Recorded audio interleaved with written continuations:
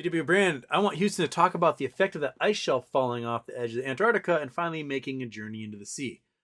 Woo! You guys didn't read about that. So we've got apparently 2 to 4 years before the what they're calling a Keystone Glacier breaks in Antarctica, causing a land-based glacier to basically slide unhindered into the ocean.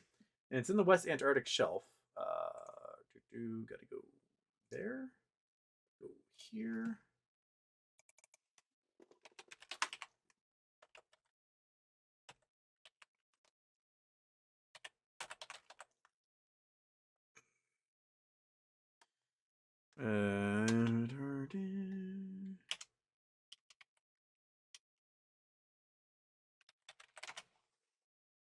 Oh.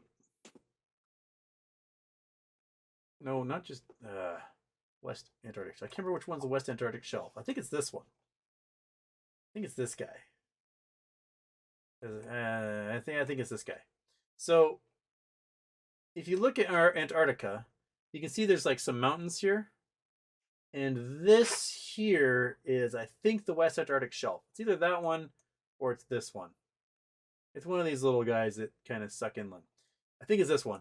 And essentially, every year, this thing breaks up a lot more than it did before. And this sucker's thick. We're talking like several thousand feet thick is the ice floating on the ocean on this shelf. But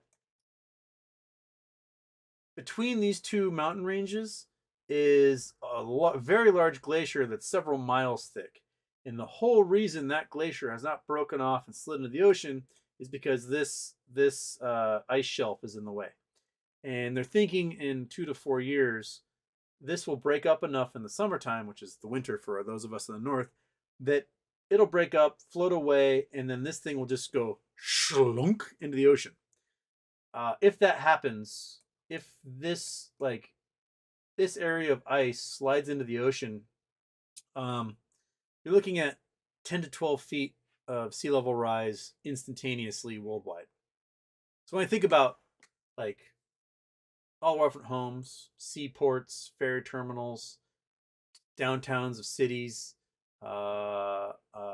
industrial areas, oil refineries, solid waste treatment facilities, human waste treatment facilities, things like that, like all of a sudden are inundated under 12 feet of water instantaneously, probably displacing several billion people in the process. That would be fudged up, man. You're looking at Miami underwater, much of Los Angeles underwater, San Diego underwater, Houston, Texas underwater, New York City, Baltimore, Washington, D.C., Norfolk, Virginia, Virginia Beach, Boston, much of Boston underwater. That's just in U.S. Worldwide, large parts of the U.K., France, good chunks of the populated areas of Japan, Indonesia, China, just boom, boom, boom, boom, underwater. Looking at like 70% of nuclear power plants would be in danger of being flooded. We saw what happened in Fukushima when like a giant wave hit. Now just imagine like 70% of all nuclear power plants having the exact same problem. That would be brutal. Raven, Monkey Butt thanks you. Acme will trade again. Just my thoughts that shorts will close. Inevitable. Peace. Peace. Thank you, Raven.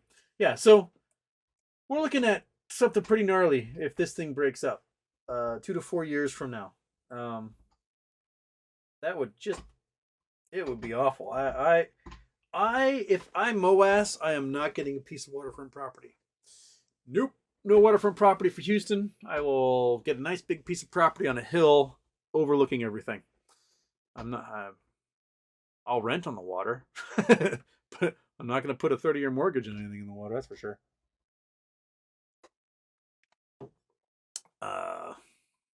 Yeah. Okay.